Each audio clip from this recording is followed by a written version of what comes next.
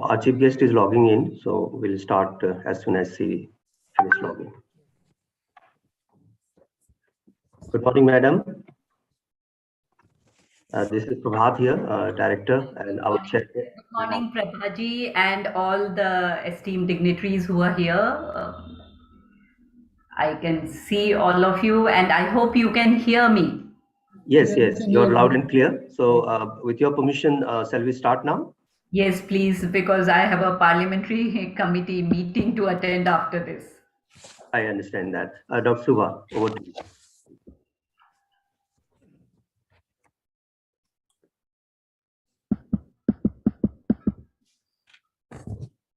Very good morning, ladies and gentlemen. I, Shubha Johri, on behalf of Jaipuria Institute of Management, Jaipur, deem it my pleasure and privilege to welcome the August gathering to the 9th International Conference in the series of Youth 2025 on the theme Envisioning India's Future, Growth, Innovation, Sustainability, Happiness and Well-being. Swami Vivekanand once remarked, a brave, frank, clean-hearted, courageous and aspiring youth is the only foundation on which the future nation can be built. This thought has resonated deep within our hearts and has served as the stimulus behind planning this conference. We are thrilled to see a scintillating assemblage of dignitaries from across the industries gracing the inaugural session of this conference. We deem it as an immense pleasure and privilege to extend heartfelt greetings and warm welcome to our distinguished chief guest, Dr. Alka Mittal, CEO and MD, ONGC Limited, guest of honor, Shri Mukund Raji, Chairman at eCube Investment Advisors Private Limited, and keynote speaker, Shri Tushar Pradhan, Chief Investment Officer, HSBC Asset Management India Private Limited, in this inaugural session of the International Conference. I extend my greetings and warm welcome to our Chairman, Shri Sharad Jaipuria ji, our Director, Dr. Prabhat Pankaj, and Dean Academics, Dr. Samar Sarabhai, for their graceful presence in this session. Let us join together to mark the beginning of the conference by paying our obeisance to seek blessings of Goddess Saraswati.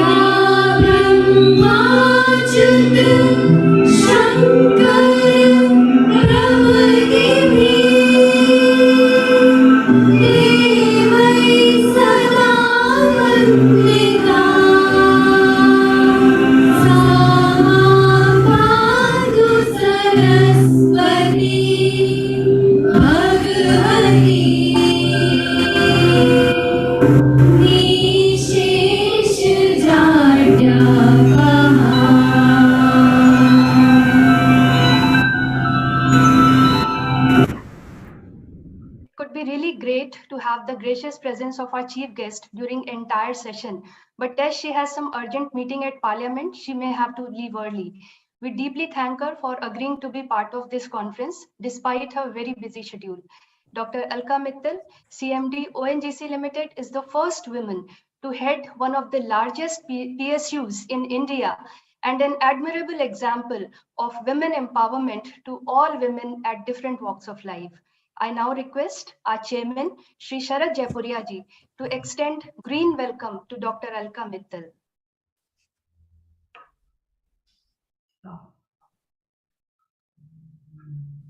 Beautiful.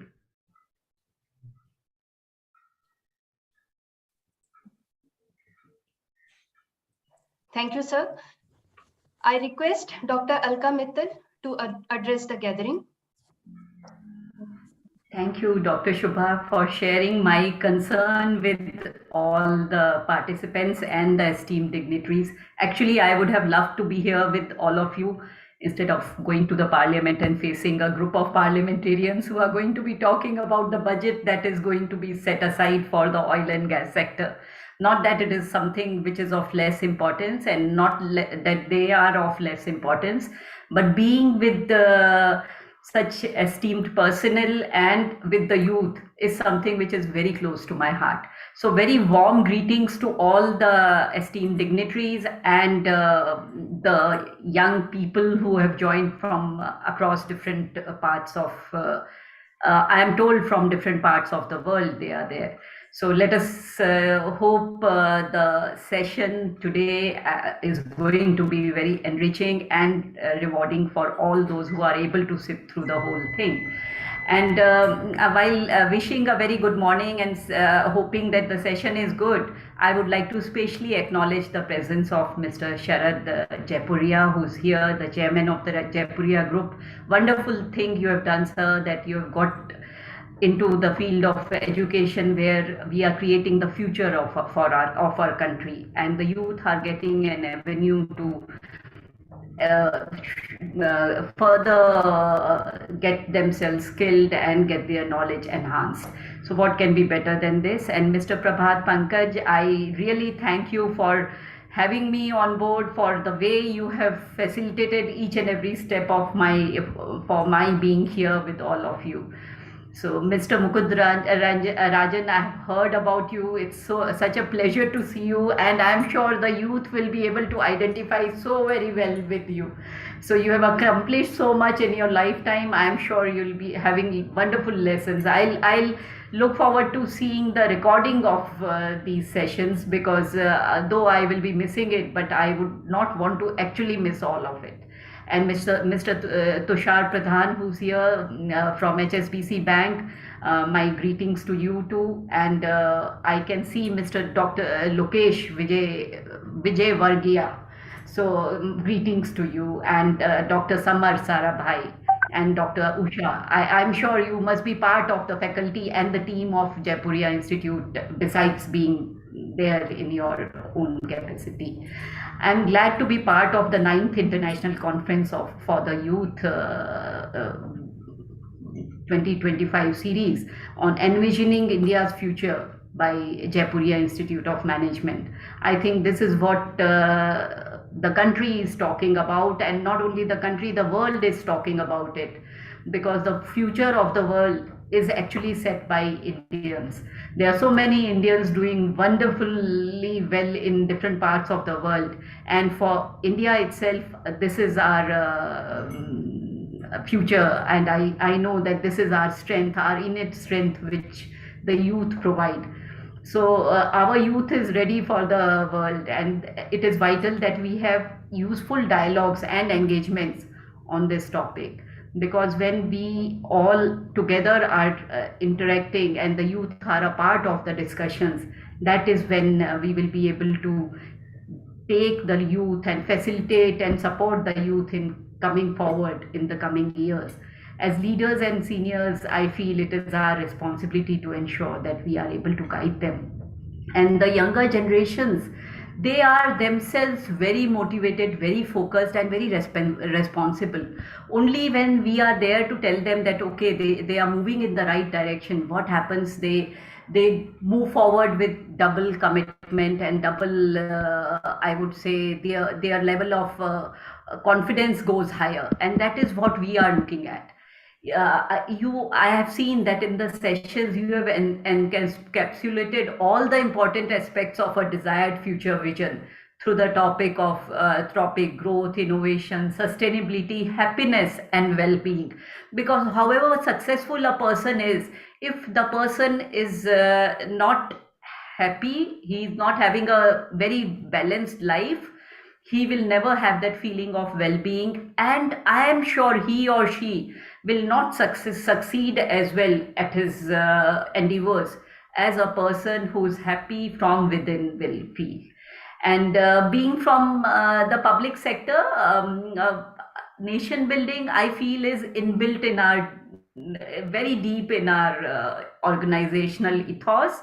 And while we are talking about nation building, we are also talking about how we as committed citizens are able to contribute not only towards the vision and mission of the organization, but also towards the socio-economic domain, and how we are able to work towards creating the communities around our workplace, where we contribute in different manners through our CSR. Earlier, I remember ONGC used to call it socio-economic development plan. I am talking about the early 90s.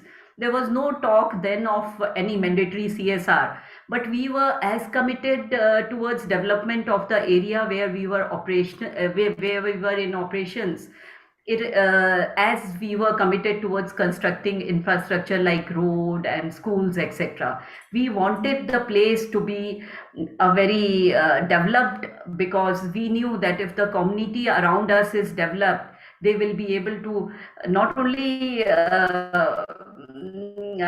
they would not be able they would be able to align with our aspirations, but they would also be able to be part of our growth story. And that is what we looked at as a developing country with aspirations to become $5 trillion economy by 24-25, and US dollar 10 trillion by 2030 as the dreams are. The nation has to come together. The government, corporates, entrepreneurs, civil society, individuals, and collective, with lots of collective will and conviction. I have been seeing that the deliberations these days are on those lines, but only thing is we have to take it forward together. We can't work in isolation or in compartments and expect that we'll be able to arrive there one fine day. That doesn't happen. We all know that. We all have seen that.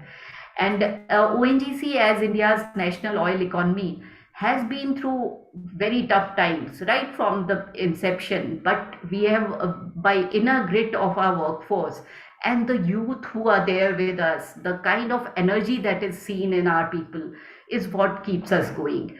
And we have a very important role in the national project, I would say, of moving forward together as an economy.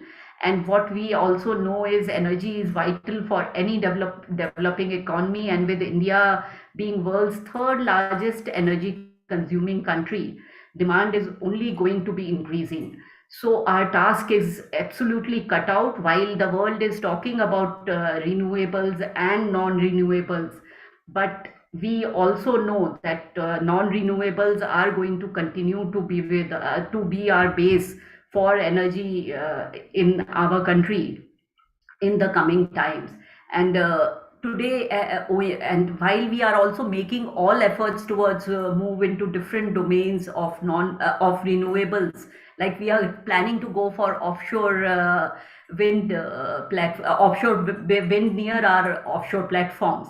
For that, a pilot is already conceived. But while we are doing this, we also know that we have to keep the oil flowing and gas also coming out of our wells, because that is going to sustain the economy's big push that we are trying to give.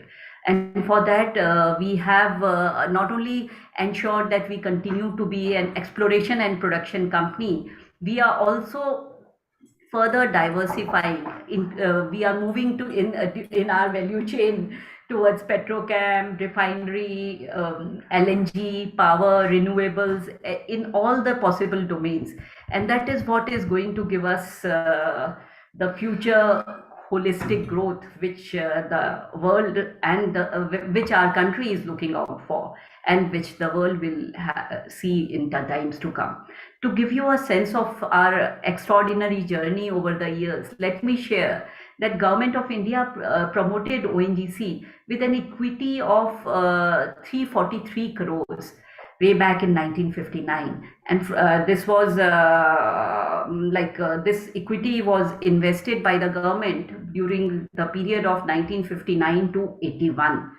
And in return, ONGC till date has contributed 10.5 lakh crore to the government through way of disinvestments, dividend payment, contribution to exchequer, subsidy, etc. So this is the way we have been trying to give back to the economy what was invested in our at the time of our very inception. But we also have seen over time that petroleum being one of the strategic sectors identified by the government, we have to be in synergy with the government in terms of working towards improved professionalization, enhanced autonomy is given to the PSUs. So we have to use the autonomy that is what we have seen when we were identified as a Maharatna and given lots of autonomy to operate in as global players. We took small steps in the beginning because we were not very confident that we would be able to compete in the international market, international arena. But what we saw slowly and steadily, we have gained in terms of confidence. Our overseas wing, ONGC Videsh Limited, is doing wonderfully well in the overseas ENP domain. And in India, within the country, we are continuing to maintain our lead, and that is what keeps us going. And apart from this, every industry, every organization has to be continuously reviewing their strategic role in the bigger picture.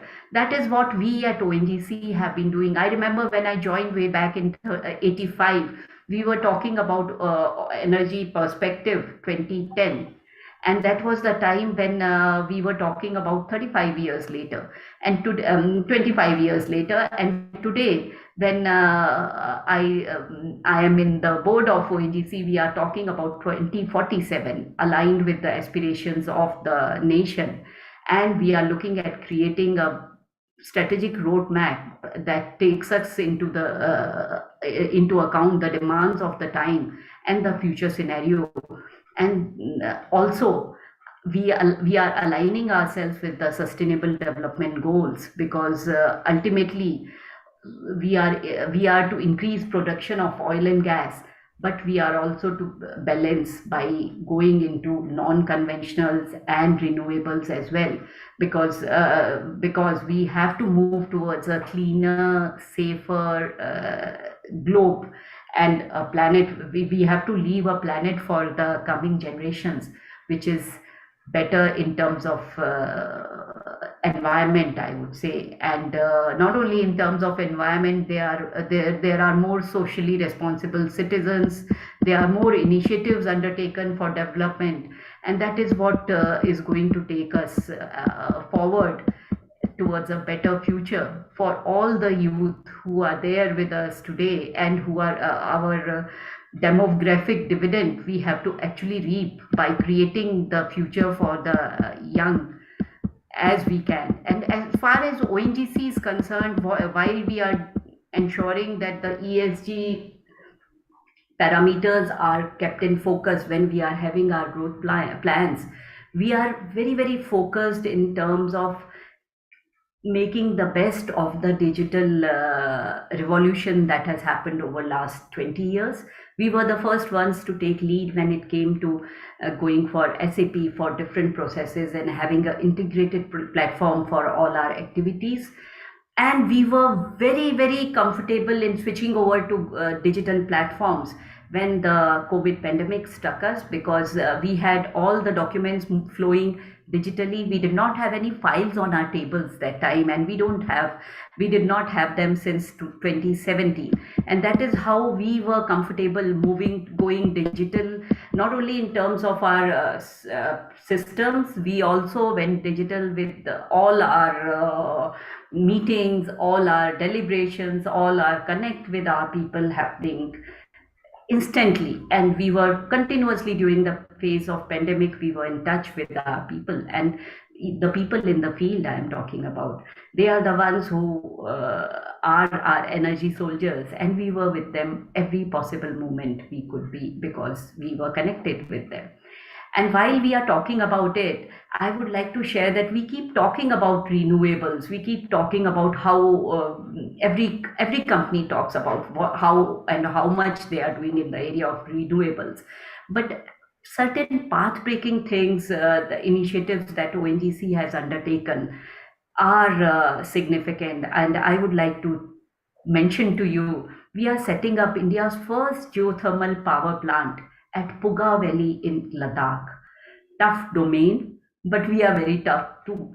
And we have taken it on. We have interacted. We are in constant collaboration with an organization from Iceland, and we are going to start the drilling of the first 2 wells in the Puga Valley in June onwards, because the season there, the open season over there is the weather window is from May to November. So that is the time when we will be making our presence felt in Ladakh. And this, we are, besides the people of Ladakh, we are doing it for the Indian Army too, because the kind of conditions the army is in that part is, I think everyone knows about it. And when I was just 2 days back, I was talking, the LG of Ladakh had invited me over. We were going to we had a meeting on the way forward in the Puga Valley. And what he said was that if you are able to create some geothermal thermal power base over there, the first thing I would like to do would be that geothermal heating facility for the Indian Army personnel who are there, who are actually in very tough conditions there, and this is the least we can do for them. So this is, I think, in brief of what we are doing as far as the operations are concerned. In the domain of CSR, we don't have any boundaries, we don't think in terms of this is our operational area, so we'll do something here. That is an area where we have to do because we feel that it is our responsibility to do. But equally so, we feel that we need to work in the areas which are backward or which need support under CSR. And Jammu Kashmir is one such area where we contributed in terms of providing support to the Indian Army for creating skill development facilities. We have created a Super 30 concept. Super 30 for medical services, we have prepared 2 batches of girls and boys for taking on medical coaching. And these Super 30 centers are meant for the children of students of 12th class who get prepared for taking on the respective entrance exams for either medical or JEE for engineering. Now we are going to create a Super 30, Super 50 actually for civil services also. So those from different, I would say not so progressed areas, the young people who want to prepare, graduates who want to prepare for civil services will be given an opportunity. And economic condition of the family is one of the selection criteria. Those who are not able to afford it are given more preference, when we select them. So this is a way we are trying to make a difference. The contribution of ONGC in terms of, in financial terms is significant. But I would also like to say that what the impact we are able to create on ground is what is important to us and is what that keeps us going. And every time I visit a Super 30 center or a hospital that we have created in Assam, I feel that my being a part of ONGC has been worth it, because ultimately when we joined the company, we were wanting to serve the nation. And by serving the nation, we are talking about serving each and every citizen who is in need, who is in support. And by being here in this organization, we are able to fulfill our dreams and aspirations. And that is, with this, I think I can go on, but I have that meeting in the parliament from which I'm just 15 minutes away. Actually, because I had this session, so I traveled from my home to this place, which is a small makeshift office we have near the parliament in Connaught Place area. So I have, I think, come to the end of my talk. I can otherwise keep talking, but I would definitely wish all the best to all the very accomplished personals and panelists who are here. I know the kind of content that is going to flow, and we have begun with Saraswati Puja, and I think that is most appropriate because lots of knowledge, wisdom and wisdom-based experience, wisdom and knowledge-based experience will be freely available today during these sessions. I will just exhort all the young people, the students who have joined us, to make the most of it. And while you are joining these sessions digitally, try to form your own groups where you can have discussions on different issues, concerns which you feel are worth like pondering on or taking forward. So all the best to all, and all the best to the Jaipuria Institute for taking on this initiative and for taking this forward in a wonderful manner, as you have started it off very well. Thank you. Thank you so very Thank much. you, madam. Thank you. Thanks to May I just request you to stay for 30 seconds and Yes. request our chairman, sir, to say a few words as a token of our appreciation and gratitude. Since you have to leave, I would like to thank you once again for your presence in spite of various commitments and addressing our students on the 9th International Conference of Jaipuria, Jaipur, and the series of Youth 2025. Ma'am, we are really proud of you for being the first woman CMD of the largest PSU of the country, ONGC. I am sure that all the women power will aspire to become like you. We look forward for more interaction with you in our educational endeavors. Thank you. Thank you so much. Definitely, definitely. And thank you so much for having me over. Thank you, madam. Thank you, ma'am. And just on clue, my internet connection is almost going, so I'll log off now. Yeah, sure. Okay. Madam, sure. Thank you. Thanks, Dr. Thank you, madam. Thank you. Over to you, Dr. Shubha. Best wishes to everyone. I'm leaving now. Thank you, ma'am. Thank We are immensely honored to introduce Shri Sharad Jaipuria ji, Chairman, Jaipuria Institute of Management, SET MR Jaipuria Schools, Guinea International Limited, and Chairman Guinea Global Limited to the August gathering. Shri Sharad Jaipuria ji comes from a business family and is presently Chairman and MD of Guinea International Limited, a composite textile plant based in Neemrana, Rajasthan. Shri Jaipuria has also interest in renewable energy and has set up Hydel plant in the state of Himachal Pradesh. In addition to this, he is president of Integral Education Society, which runs a primary and secondary school in name of MR Jaipuria School in Lucknow with over 4,500 students, and also runs 4 management schools in the name of Jaipuria Institute of Management at Lucknow, Noida, Jaipur, and Indore. He is associated with large number of chambers and associations like PhD Chamber of Commerce, FICCI, Confederation of Indian Textile Industry, and WPO. We welcome you, sir, and feel blessed to be nurtured under your magnificent leadership. I request now our chairman to deliver welcome address.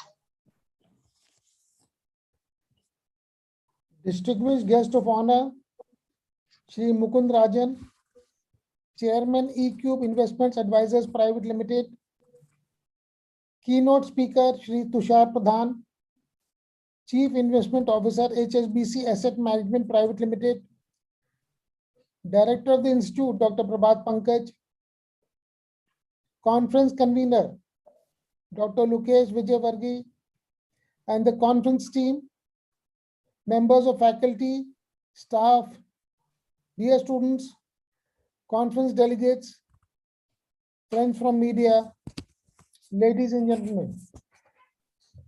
I welcome the guest of honor of the inaugural session, Dr. Mukund Rajan, and keynote speaker, Shri Tushar Pradhan.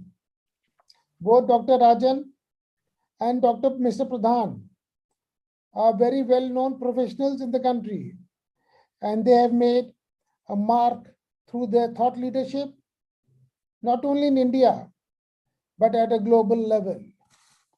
It would really be a good, opportune moment for us to hear them today. I congratulate the organizing team for picking up a befitting and most appropriate theme for this conference, talking about the future of India, and the roadmap is of critical significance.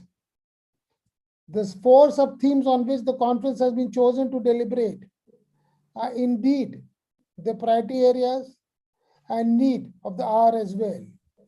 These themes are growth, innovation, sustainability, and happiness and well-being. These themes are at the core of what we need to do and what we need to achieve. The task at hand is to connect the dots by discovering the essential cord which interlinks these four themes together. As India is celebrating 75 years of independence, there's plenty to be thankful and be hopeful for. The country has not only displayed resilience in the face of the continuous pandemic, but also shown outstanding leadership in charting the way forward. Amidst all the challenges, India has shown the resilience and emerged as an example to be emulated on the world map.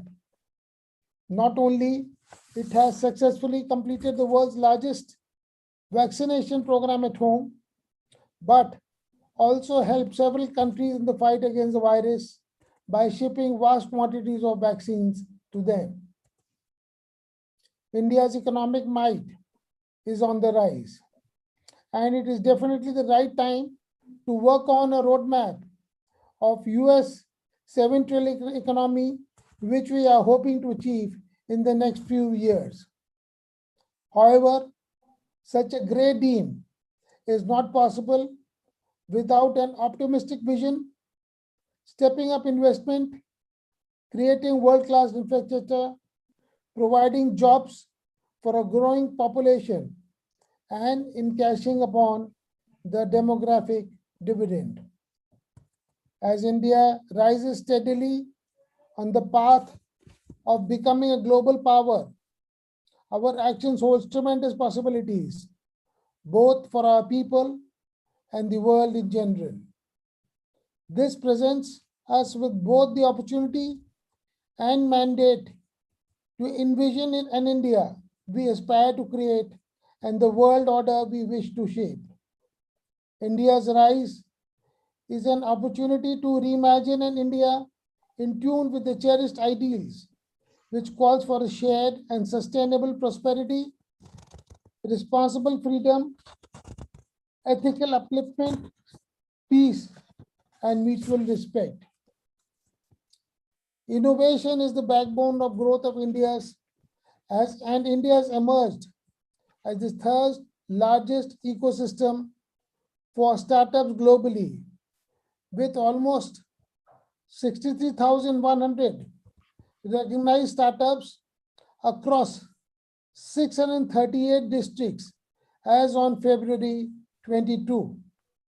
The listing of companies like Zomato, Nykaa, Policy Bazaar, and Paytm have given a big boost to the startup ecosystem, as they're not only developing innovative solutions and technologies, but are also generating large-scale employment. As of today, India already has 88 unicorns with a valuation of USD 296 billion. This is no small achievement. Sustainability is a theme which needs to be deliberated extensively. It is not just about growth, but it is more about how sustainable is our growth. Investments in clean innovation and its diffusion are key to shaping the future, accompanied by investments in sustainable infrastructure and human, natural, and social capital, which will not only help achieve net zero greenhouse emission, but will also improve productivity, living standards, and prospects of individuals for today and for future. This requires new approach, and this new approach is so aptly reflected in the pronouncement made by our Prime Minister, which is rightly called as Panchamitra. The 5 Amrits are enshrined in the policy based on Samman, dignity and honor, Samvad, engagement and dialogue, Samriddhi, shared prosperity, Suraksha, regional and global security, and Sanskriti and Sabhyata, culture and civilization. Panchamitra has begun to influence our international outreach and has the power to transform our nation and our lives. There's a consistent commitment to sunrise areas of growth, such as artificial intelligence, drone technology, digital and green energy, paving the way for India to enter a new era of progress. The incentives towards creating digital infrastructure, education and skilling spells out the intent of developing the country's human capital. The emphasis on digitized skilling will help make our country's youth future ready. Digitization today is much needed to compete in global markets. The internet and smartphones based operations have been growing, but still has huge potential to grow further. By 2025, India's digital economy has the potential to create an economic dividend of more than $800 billion, creating close to 60 to 65 million direct jobs and retraining and redeployment of 40 to 45 million workers. A major thrust must be given especially to the younger population to allow India to catch up in this vital area of innovation, connectivity, information and productivity enhancement. The themes of happiness and well-being is of paramount significance, especially in wake of the growing stress and anxiety in the world affected by a long-lasting pandemic. Happiness as a subject matter of inquiry is catching up fast, and rightly so, as the neuroscience has added more to our scientific understanding on the subject. This has made it possible to talk about happiness enhancement and happiness interventions in personal life, family, and at work. I'm very happy to see the Jaipuria Institutes are talking about happiness and also offering courses and training our students as well as corporate professionals. No doubt, India is on its way to become a leading global economy, and it has moved forward with a competitive zeal while taking advantage of its inherent strengths and lessons from the past.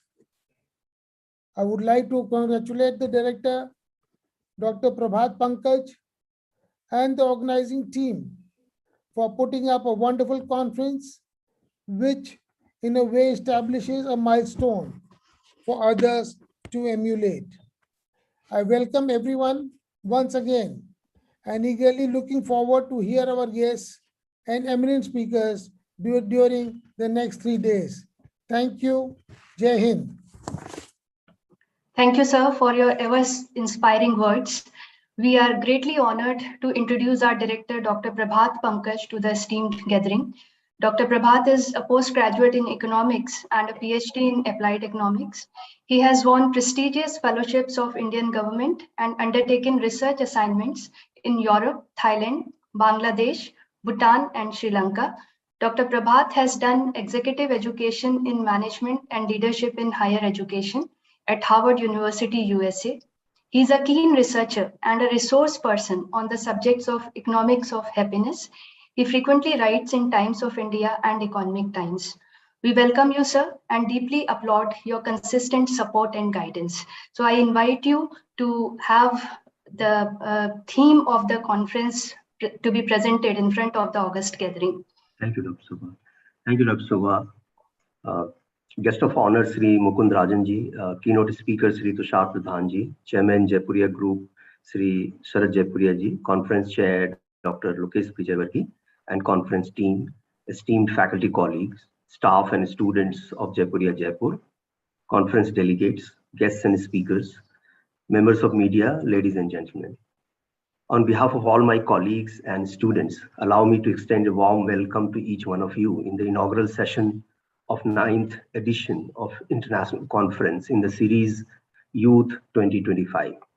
We started as a humble attempt way back in 2013, has now become a prominent platform and a serious exercise into bringing excellence in business, economy, society in general, and life of ever-growing young population in particular.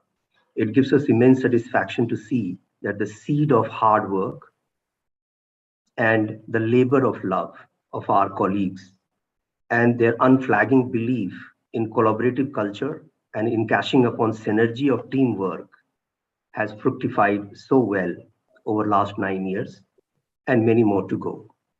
The theme of 2022 conference is envisioning India's future. And today, any envisioning exercise to look into the future is intrinsically linked to the idea of net zero by 2050. This may have its own challenges, and one may argue whether it is achievable at all. But working towards a net zero world is so very critical for the survival of human race on this earth. We have made a mess of our own life in last 10,000 years, and now perhaps everyone realizes that this is our last chance and we need to be committed for it.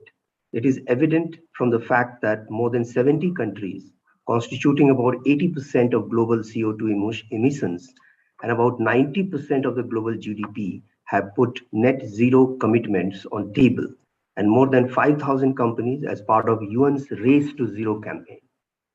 As the world stands together on this critical issue, India's commitment is not lagging far behind. Transition to carbon neutral economy and promotion of circular economy have been kept at the top of the priority list in India's commitment to climate change mitigation.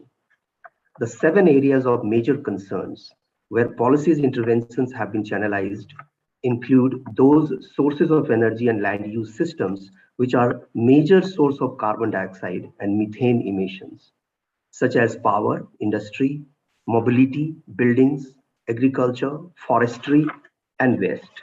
The Prime Minister's enunciation of Panchamrit in COP26 summit in Glasgow last November and the subsequent commitment in annual budget 2022 of 280 gigawatt of installed solar capacity by 2030, CO2 savings of 38 MMT annually, and coal gasification are testimony of India's action and seriousness on climate change issues.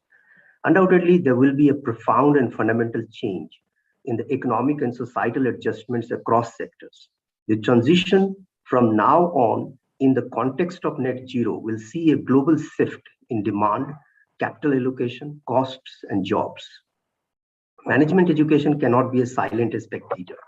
Rather, it needs to gear up and embed knowledge, skills, and attitudinal changes suitable to changing market and industry needs for a net zero context. The pace of digital transformation has accelerated and brought about a cultural shift. Companies and individuals have developed faith in what digitization can do for them. The level of distrust in tech-based innovations have gone down considerably. We are heading towards a new normal marked by artificial intelligence, Internet of Things, cloud and blockchain, hydrogen and semiconductor. However, the significance of human element has never been perceived as central to the success of business as it is today. Human resource development and people orientation have taken a subtle turn, emphasizing more on critical thinking, creativity, and complex problem solving. Happiness and well-being based approaches are slowly and steadily being accepted all across. Learning to be happy, mindful living, and building social capital are no longer a mere luxury, which are demanded at a fairly high level of income, but now it is seen as essential fulcrum of life at all levels of income. Pleasant life is different from seeking for a good life, which in turn is different from living life purposefully. Meaningful life endures. It thrives to make us overcome difficulties and anxieties of life. It also tends to explain why some people are more vulnerable to stress while others are not. It is in this backdrop, the 9th International Conference in the series Youth 2025 is an important event wherein the continuity of dialogue among industry, academia, and youth has been organized. It is a matter of great pride for us that we have been able to bring more than 100 plus experts cutting across sectors and nations and 40 plus top panel speakers together on a single platform to discuss and deliberate on the sub-themes such as roadmap to $7 trillion economy, management education as a critical influencer, and technology and innovation for rising India over the next 3 days. We have 3 Youth Achiever awardees this year, and they are also interacting with the audience in talk shows in this conference. The Youth Achiever awardees are Mr. Karan Shah, a Harvard Business School graduate, and co-founder of GrowTree.com, Mr. Utkarsh Amitabh, an INSEED MBA and CEO of Network Capital, and Mr. Saurabh Verma, Haas School Business School graduate and product lead at YouTube. Our youth achievers will join from UK and USA. We are grateful to Mr. Dr. MP Punia ji, Vice Chairman AICTE New Delhi, who will be addressing the valedictory session as the chief guest in this conference. Sri Rohit Kansal, IAS Principal Secretary, Government of Jammu and Kashmir, will also be guest of honor in the valedictory session. The session on Rise of India as a Soft Power will be delivered by Brahma Kumari's sister Shivani, and I'm sure none of us would like to miss this opportunity. This session will be chaired by another profound person and speaker on Aurobindo, yoga and meditation, Madam Anjali Jaipuria, Vice Chairperson of Seth MR Jaipuria School, Lucknow. We received 161 research papers for this conference, out of which 100 plus papers will be presented in 14 technical sessions spread over next 2 days. I consider it as a big achievement and a milestone that a book containing 40 plus select papers is published by Bloomsbury India and being released in the inaugural session. Each one of the speaker and each one of the session in the conference is worth listening and attending. I'm sure no one would like to miss any of them. I express my heartfelt gratitude and thanks to each one of the speakers for sparing their valuable time and sharing their views with our esteemed audience. I congratulate the entire team of Youth Conference, led by Dr. Lukesh Vijayvargi, Dr. Subha Johri, Dr. Usha Badhera, and our FPM scholars Vinay and Swati, student leadership team, and many more who made this daunting task possible.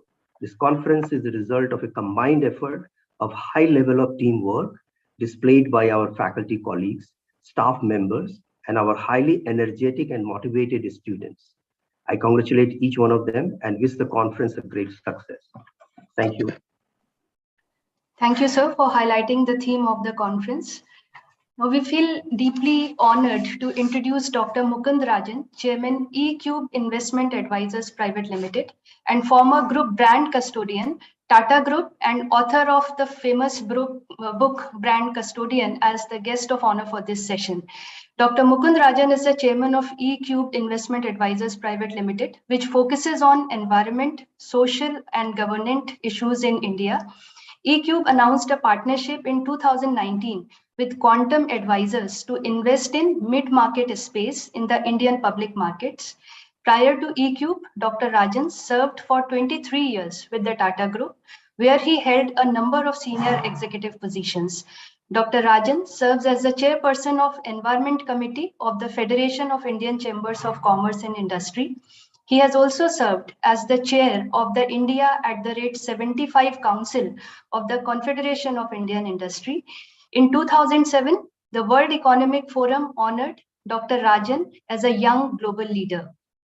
Dr. Rajan graduated from the Bachelor of Technology program at the Indian Institute of Technology, Delhi in 1989. He received a Rhodes Scholarship to study at Oxford University, where he completed a master's and doctorate in international relations. His doctoral dissertation, titled Global Environment Politics, India and the North-South Politics of Global Environmental Issues, was published by Oxford University Press in 1996. His second book, The Brand Custodian, was published by HarperCollins in 2019.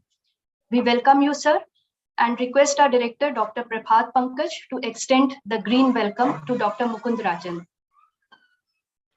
Welcome, sir. And this is part of our green initiative, and under which a tree has been planted in your name in Sundarban. And you can track, this is geotag tree, so you can track also the development of this tree. Wonderful. So we have been able to contribute about 8,000 plus trees in the last 3 years. Fantastic. Thank you. Thank you so much. We now invite Dr. Mukund Rajan, guest of honor for the session, to address the gathering.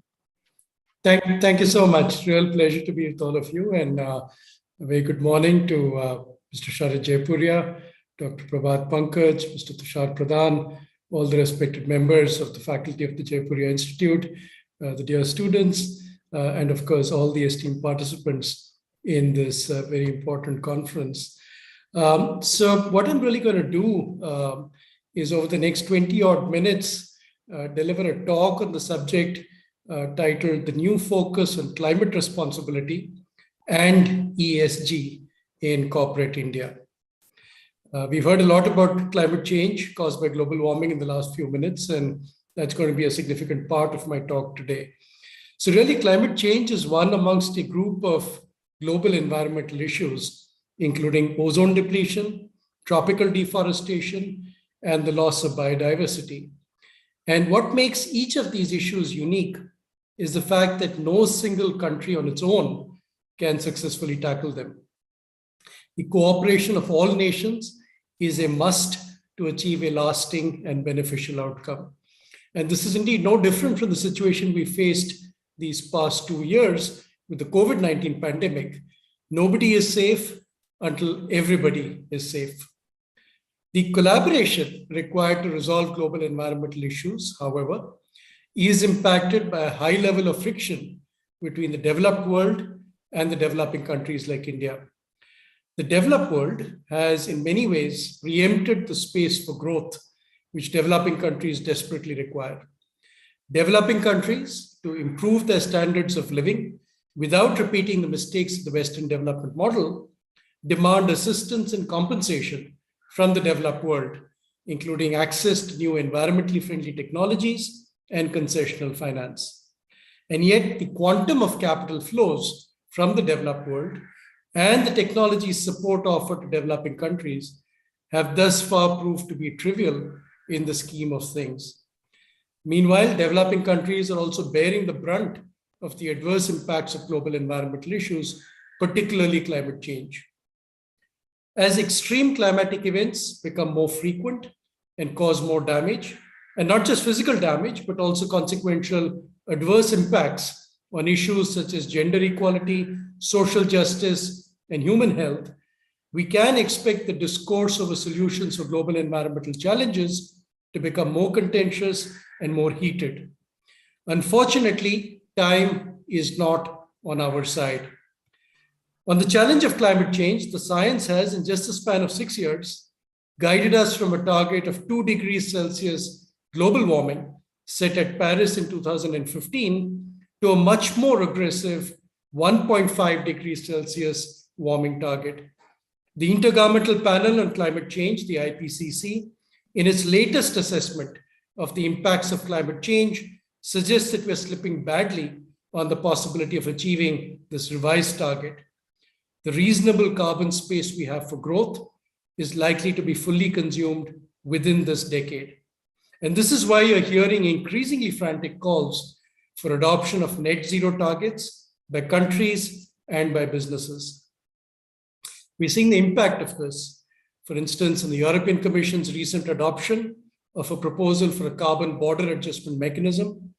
Under this mechanism, with a view to leveling the playing field for industries in the European Union, tariffs will be hiked on products being imported into the EU from countries which have not implemented strong carbon emission controls in their markets.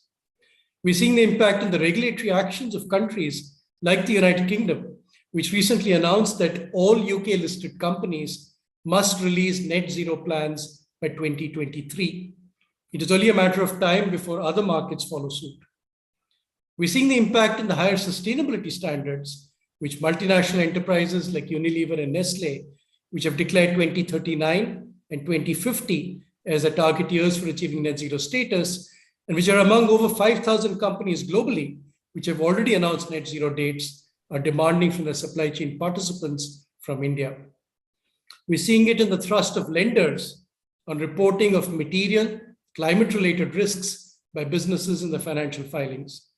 Likewise, the announcement of the Glasgow Financial Alliance for Net Zero, or GFANZ, a global coalition of leading financial institutions with assets of over $130 trillion committed to accelerating the decarbonization of the economy. We're seeing it in the behavior of investment funds, which are demanding greater carbon disclosure and strong mitigation measures.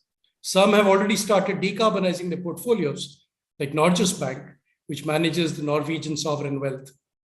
We're seeing it in citizen movements that have evolved around the world, such as the one that persuaded the UK Parliament to declare a climate emergency, or the school strike made famous by Greta Thunberg.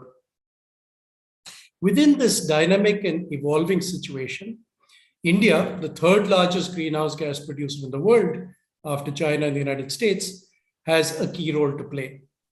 The government is pursuing a twin track.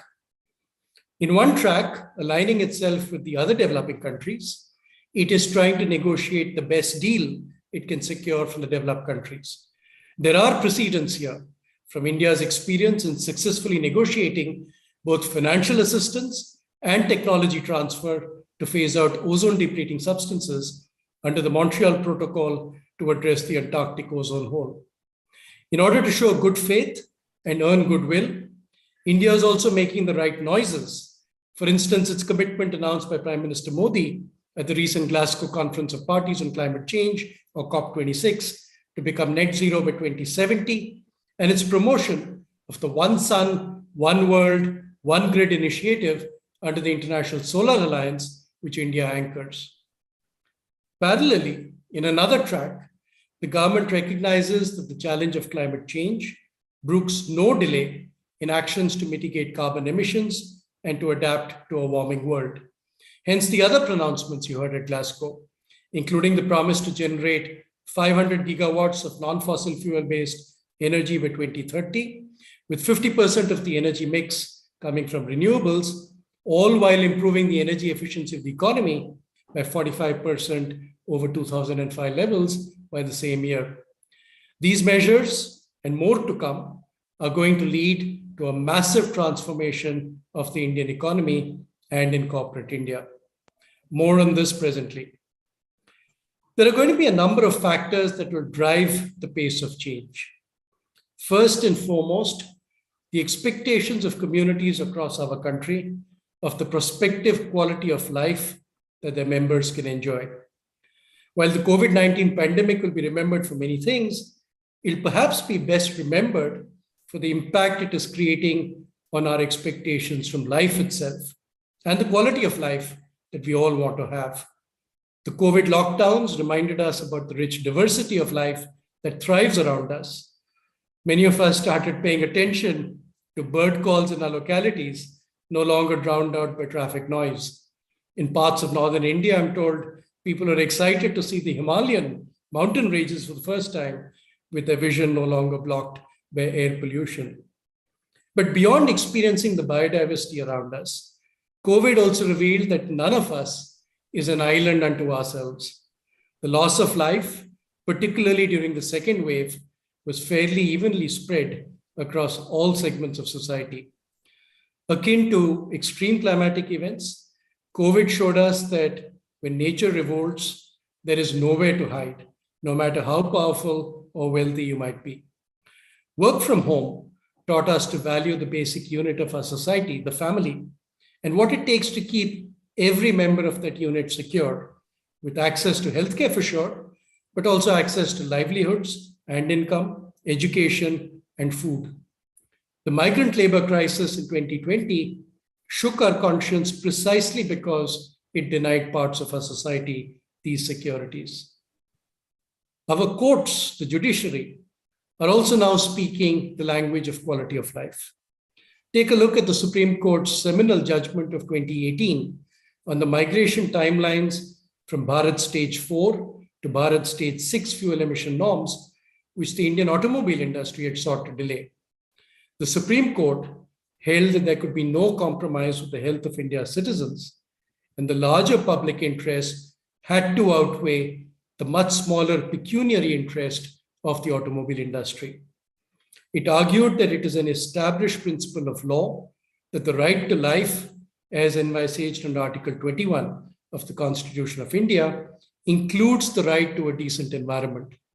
The right to life not only means leading a life with dignity, but includes within its ambit the right to lead a healthy, robust life in a clean atmosphere, free from smoke and pollution.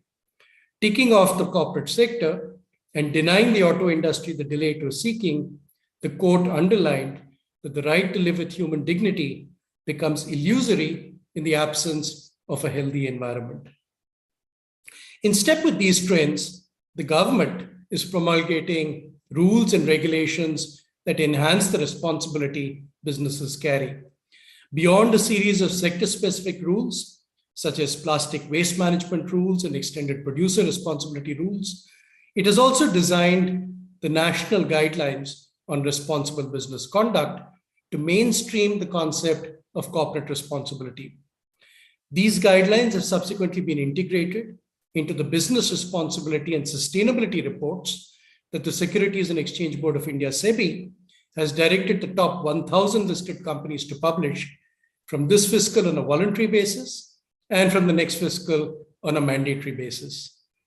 Stewardship codes, which emphasize what are known as environment, social, and governance, or ESG requirements, have meanwhile been mandated by SEBI, along with the insurance regulator, IRDAI, and the pension fund regulator, PFRDA, for institutional investors across the mutual fund, insurance, and pension fund sectors in India.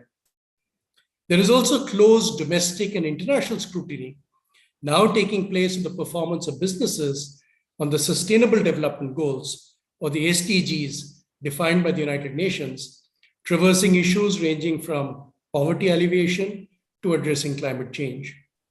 The SDGs have essentially fused the global with the local and created an interest of the international community in the way in which local issues are now being addressed within countries.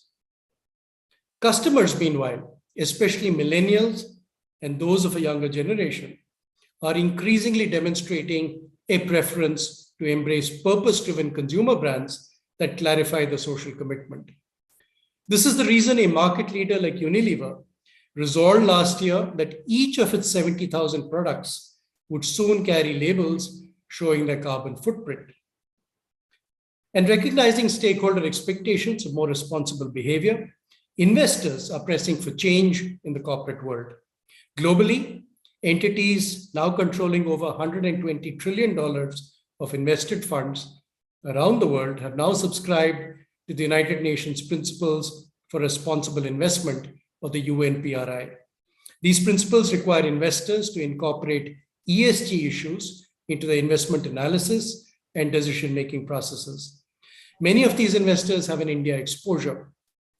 In a market like the European Union, which offers substantial funding for corporate India, the European Commission has put out regulations that require all asset managers in the Union to disclose the ESG performance of their investment portfolios.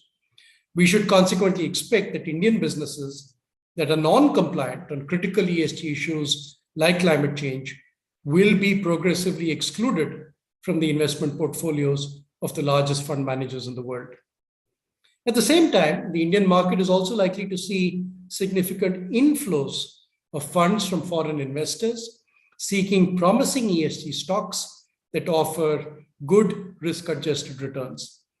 This last is a trend that has picked up momentum, and there is now a great deal of academic literature to show that a greater focus on ESG typically yields greater resource use efficiency, lower cost of operations, reduced risk, lower cost of borrowing, and greater prospects for valuation re-rating. And this is the reason ESG investing has become the fastest growing asset category in recent quarters.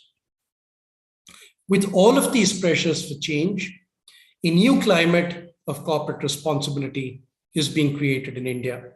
And forward-looking companies are beginning to respond to this. What are the best ones doing? Well, first and foremost, they accept the need for change. A good example is India's largest private sector company, Reliance Industries, which has acknowledged the climate change issue by setting a target to become net carbon zero by 2035. Next, they put in place the right governance structures to develop and execute sustainability and ESG strategies that are relevant for them, spanning material ESG issues. Increasing numbers of companies like Infosys, Ashok Leyland, and Airtel have created dedicated ESG committees of the board, while others like Tata Steel and NTPC have expanded the remit of the CSR committees to include sustainability. With the tone at the top set, they then focus on raising the capacity of the management team and ensuring strategic alignment across the entire organization. We see a greater focus in forward-looking businesses on resource use efficiency, on attaching a relevant cost to natural resources, including carbon, and embracing circular economy practices that minimize waste and extend life across product life cycles. Through this, they also de-risk as much as possible the volatility often seen in raw material and commodity prices. They prioritize better design to assist product reuse and repair and recycling of waste. They also recognize that many climate-friendly initiatives are no-regrets measures. So investments in renewable energy or energy efficiency improvement, for instance, a great example is the shift to more energy-efficient lighting solutions with LED bulbs, have high returns on investment and can pay for themselves quite swiftly. Indeed, forward-looking companies are constantly trying new things, innovating and pivoting their business models to find competitive advantage. Thus, when Tata Power found itself at the receiving end of portfolio decarbonization initiatives by major investors, it chose to pivot towards renewable energy and away from coal-fired thermal power. The same company is also now trying to build non-traditional collaborations, stimulating the green energy market in India by offering green power to subscribers who are willing to pay not a lower, but a higher price per unit of electricity. R&D has actually traditionally been an area of weakness for Indian businesses. India's R&D spends at around 0.7% of the GDP are far lower than China at over 3 times that percentage, and that too on a far higher GDP base, not to mention developed markets like the United States, Japan, and Germany. However, we may be seeing the beginnings of change. And as Mr. Jaipuria was saying, particularly thanks to the efforts of India's large and growing startup community. We are beginning to see a range of innovations and new business opportunities emerging across areas like electric vehicles, EV batteries, high efficiency materials, biomass to energy, more water and energy efficient agricultural techniques, meat alternatives, and carbon credits trading. Forward-looking enterprises also endeavor to improve employee well-being and safety. They understand the importance of enhancing diversity and inclusion within their workforces, given not just the social context in which Indian businesses operate, but also the value this brings in the effort to champion new ideas and collaborative solutions to address challenges. Areas of focus include gender diversity, higher representation of the scheduled caste and scheduled tribe communities, and addressing the needs of the physically challenged. Such enterprises also demonstrate heightened awareness about the responsibilities towards the welfare of local communities and leverage their CSR spending obligations to become neighbors of choice. Some go a step further, like the Tata Group, to champion corporate volunteering by their employees and seek to link their CSR endeavors with volunteering opportunities. This enhances the pride that employees feel in the organization, improves employee engagement levels, and helps to deliver powerful social outcomes which draw from the skill sets they possess. Forward-looking companies that what gets measured gets improved. And so just as companies like Marico are doing, they link performance on critical ESG issues like carbon emission reduction and better water management to senior executive compensation to force the pace of change. Integral to the link with compensation is a strong focus on measurement, tracking performance over time, and making transparent disclosures. Each of these activities is benefited by the ongoing thrust on digitalization. Multiple sustainability reporting frameworks are being used, including the Global Reporting Initiative, or GRI, and Integrated Reporting, or IR. But in the future, a universal framework is expected to emerge after the new International Sustainability Standards Board that was announced at Glasgow at COP26 completes its work. In the meantime, the Business Responsibility and Sustainability Report, mandated by SEBI, or the BRSR, will offer one valuable tool for Indian businesses to communicate their sustainability commitment. In the past, there have been allegations of non-transparency of data and what is called greenwashing. With the guidelines issued for the preparation of the BRSR reports, any gaps or misleading information will be scrutinized intently by a varied set of stakeholders, including regulators, analysts, proxy firms, activists, the media, and others. And you can soon expect both naming and shaming, as well as withdrawal of investments when the gaps are particularly egregious.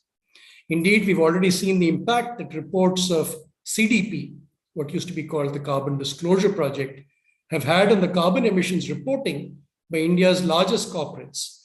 And there has been considerable improvement after some of the initial naming and shaming in the CDP reports.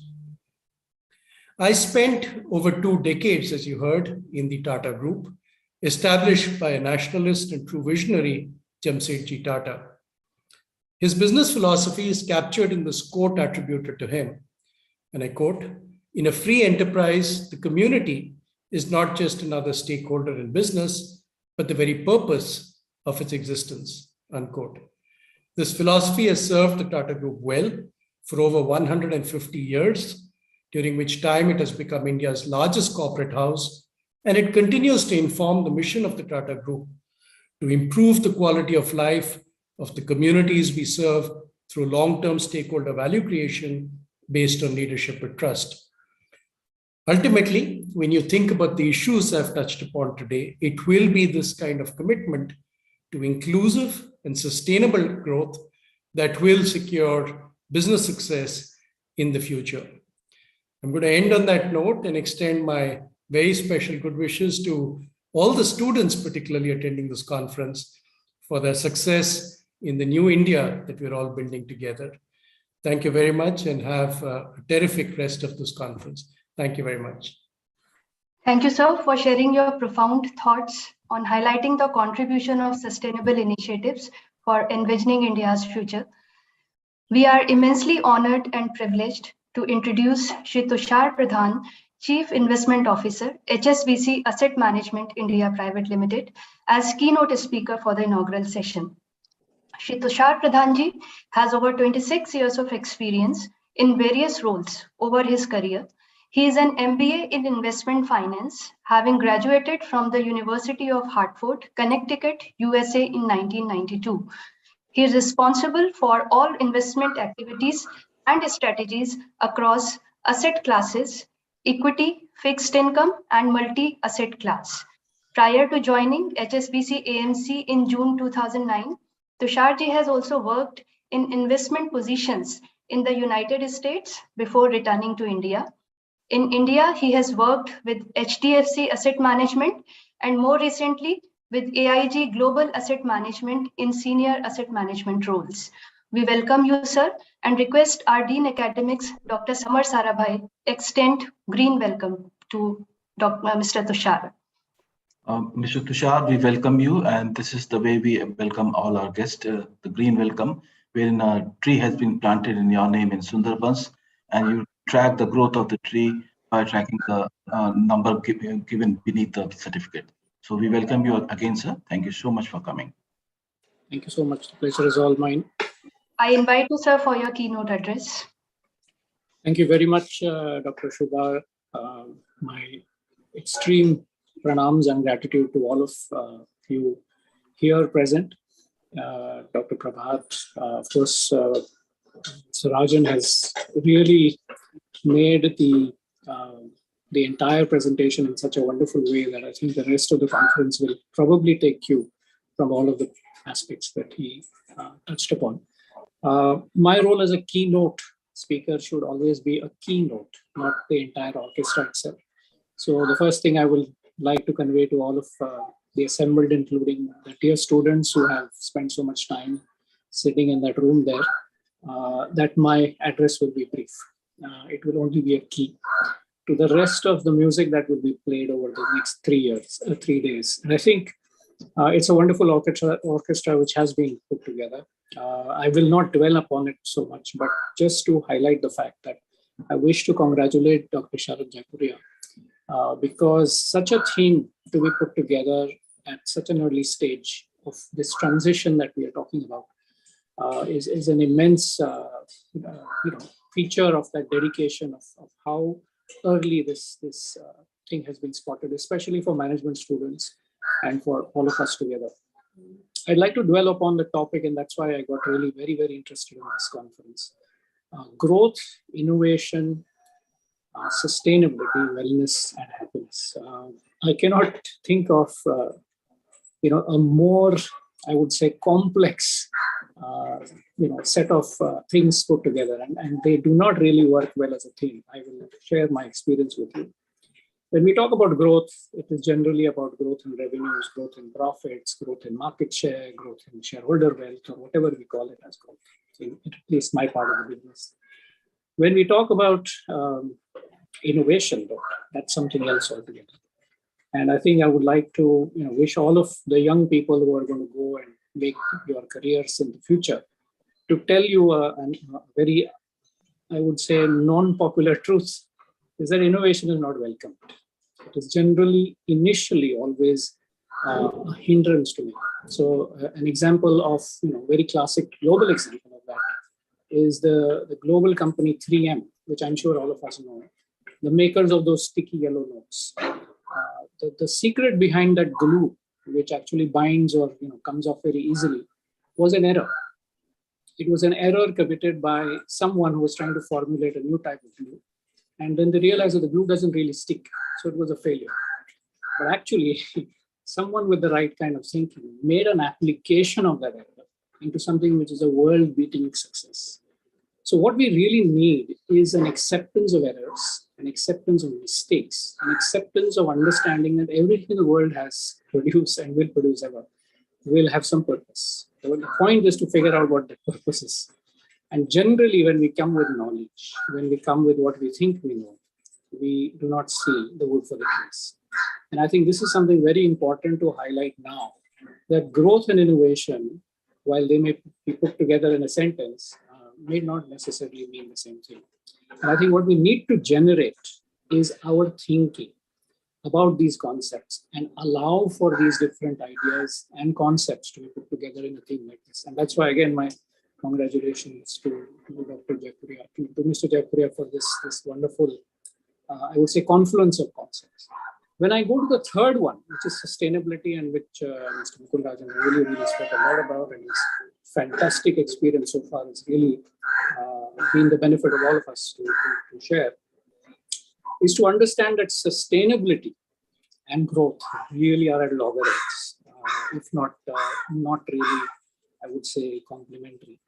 So the fact is that, and especially I as a practitioner, and he mentioned a lot of these global asset managers, which I consider HSBC also as one, who are committed to climate change and to be able to transition from where we are to where we are going to be. My argument is that we are talking about end states. We're talking about a time when all of this will be okay.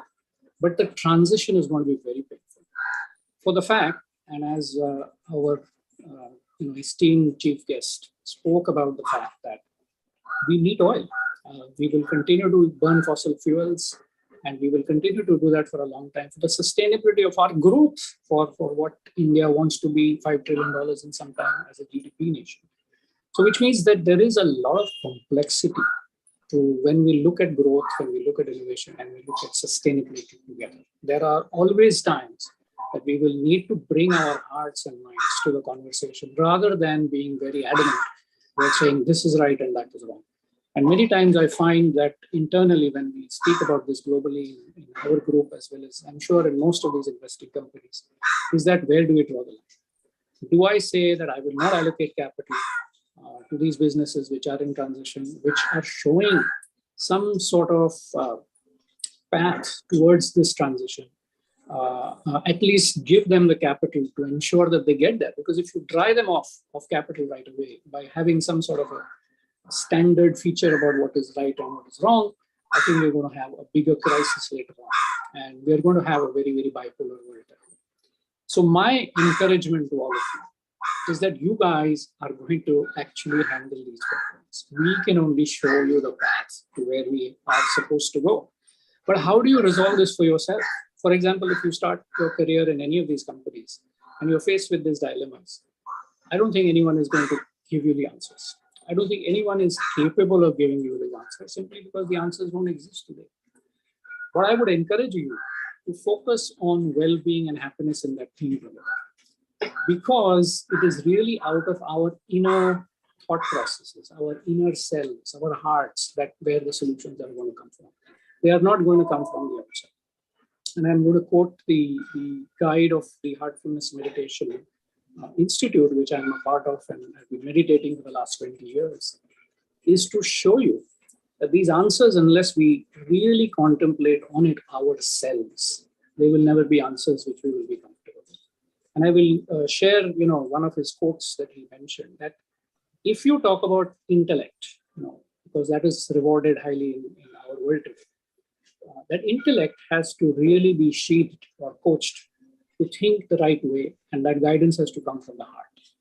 And the example he gave is that suppose you are a highly gifted chemical engineer and you've figured out a fantastic way of synthesizing one chemical.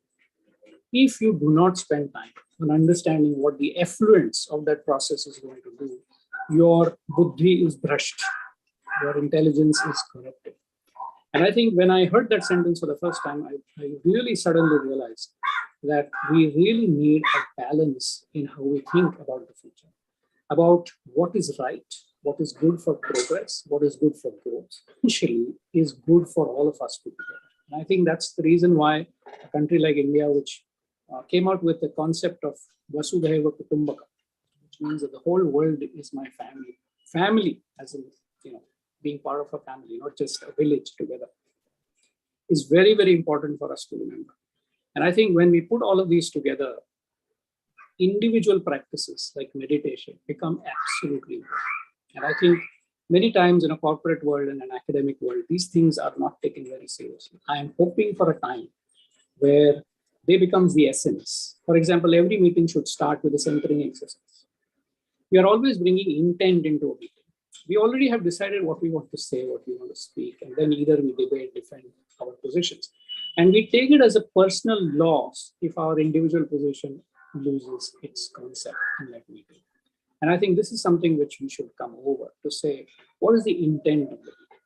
Where do you want to go? And then bring all of these diverse concepts together and then come towards a solution. Because unless it's a shared solution, there will always be somebody's success and somebody's failure. And we don't want to go there. We don't want to have people who are left behind because they failed to either convey a concept to us or they thought that the concept was outdated. I think it is very important for all of us to participate in this individual exercise of contemplation, of introspection, which is greatly aided by something what we call as meditation. My institute offers, in fact, I was introduced as someone who comes from HSBC, but I would rather like to be introduced as someone who is passionate about meditation. And I really am part of an NGO which teaches meditation. And many times people say, well, what do you mean teach meditation? It's a difficult thing to do. And I think you need guidance. And the process that we have in Heartfulness is a way where anyone, any newcomer, any young person, old person, whoever wishes to try for whatever they're willing to do, a guided way of really, truly meditating. Because unless you really reach that innermost core of your heart, you haven't meditated. You just sat there and think that you have meditated. So I think it's something of tremendous use, especially for managers, for students who aspire to be managers, who aspire to manage people, concepts, and ideas together and come to some conclusion.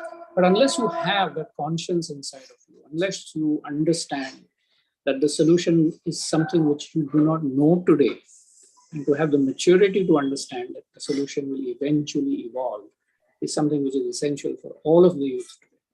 So I think the end of my keynote will really come from the fact that the word youth is extremely important. All of the knowledge of the world is wasted if the youth does not participate in that exercise.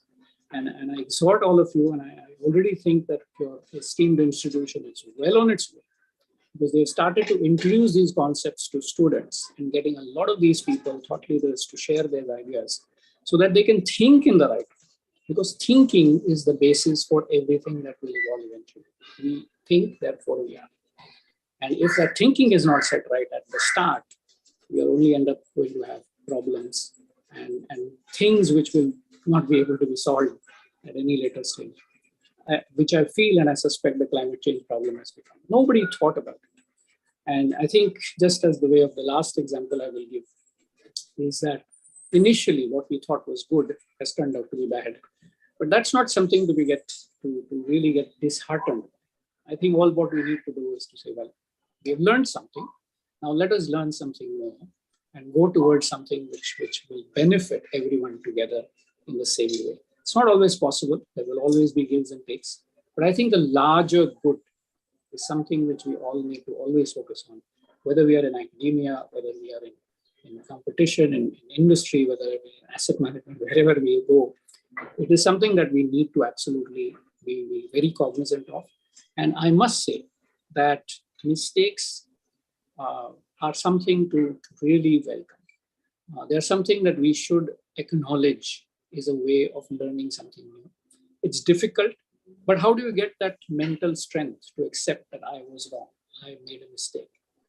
It really comes from an inner sense, an inner understanding of who I am and what I can contribute and how much I know. And the more and more we tell ourselves that I really don't know much, we will be on our way. Rather than saying, okay, I've got this degree and now I'm so much and I know so much. I should only see that I now know more of what I don't know. It's something which will take us there. So I, again, with the bottom of my heart, thank all of the organizers and I really wish all of you all the very best in our endeavors. Thank you so much. Thank you, sir, for highlighting the meditation-based happiness and well-being for the youth. Now, may I seek your permission, Chairman, sir, to proceed with release of conference souvenir.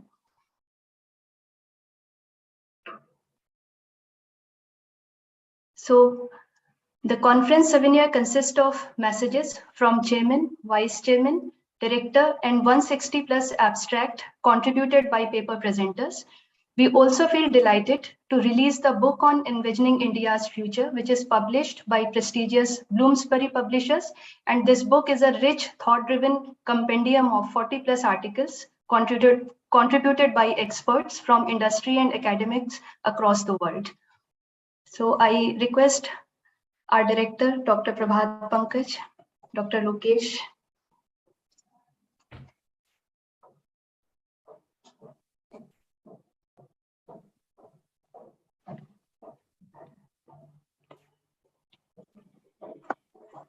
we can also release the book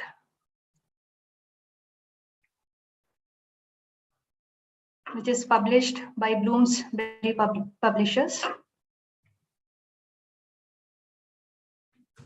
Thank you, sir. So with this, I invite our Dean Academics, Dr. Samar Sarabhai, for vote of thanks. Thank you, Dr. Shubha. It's indeed an honor to propose the vote of thanks. There couldn't have been a better start to this conference, where we had today the confluence of such great visionaries. I thank all esteemed guests, panelists, and participants. It was indeed a session which has laid the foundation of the conference and will help taking forward the theme through the thoughts and ideas discussed in the session. The distillation of thoughts through this session will guide us in deliberations for coming 3 days of this conference. I thank the chief guest, Dr. Alka Mittal, Chairman and MD, ONGC, for gracing this occasion, despite her busy schedule. Madam talked about the enthusiasm of youth. we came to know about how ethos of ONGC is helping in furthering the social cause and sustainability and ESG. To become $5 trillion to 10 trillion economy, we have to come together, as she said. Madam introduced us to the future plans of ONGC in terms of meeting energy needs of India. It was indeed a great session wherein our understanding of how energy and ONGC therein is working towards nation building. I thank Dr. Mukund Anand, Chairman eCube Advisory Private Limited. Sir, it was indeed a great session. We thank you for introducing us and elaborating so passionately yet lucidly in the importance of environmental issues and carbon emissions. Sir, your quote, "When nature revolts, no one can hide," was really a statement which resonated with all of us. Purpose-driven consumption that you spoke about is a concept that we at our institute shall endeavor to inculcate in our students. Thank you for your presence, sir. I also thank our keynote speaker, Shri Tushar Pradhan, sir, for his really a keynote speech, as he said. Sir, it was great to understand from you the complexity and the interplays of the sub-themes of the theme of this conference, and your exhorting statement for us to focus on happiness and well-being. I must admit that we have found your address very stimulating yet intriguing. We are ever indebted and thankful to our chairman, Shri Sharad Jaipuria, for being guiding force behind us. And we really take pleasure in having him with us through his benign presence. Sir, you welcomed the guest and spoke passionately about the resilience of the nation and its inherent strengths. India can become a force to reckon with, as you spoke. We really thank you for your presence, sir. I really thank our director, Dr. Prabhat Pankaj, our director of Jaipuria Institute of Management, Jaipur, who introduced all of us to the theme of this particular conference. He spoke about the transition that are undertaking in the world and which are going to impact all of us. Sir, thank you so much for that. I thank all conference conveners, organizing committee members, and students and the attendees for being part of this particular session. Thank you all. With this, as we end this session, I must tell, because the keynote session ended with this fact that we must focus on happiness and well-being, our next session is aptly placed there. I request all of you to join for the next session through the Zoom link which is shared in the schedule. It will be really great. The joining time is 12:10. Right. Thank you so much. Thank you all for your presence. With this, we come to an end of the inaugural session of the Youth Conference. Thank you all.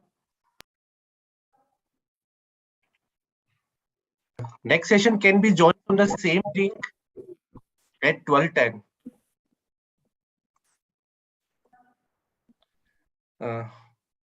Thank you, sir. Thank you, everyone, sir. Thank you. Thank you, sir. Thank you, sir. So everyone join in auditorium for the book release and group photo, sir, please. Shubha ma'am, Usha ma'am, आप book लेके आइए साथ में, book and please come fast.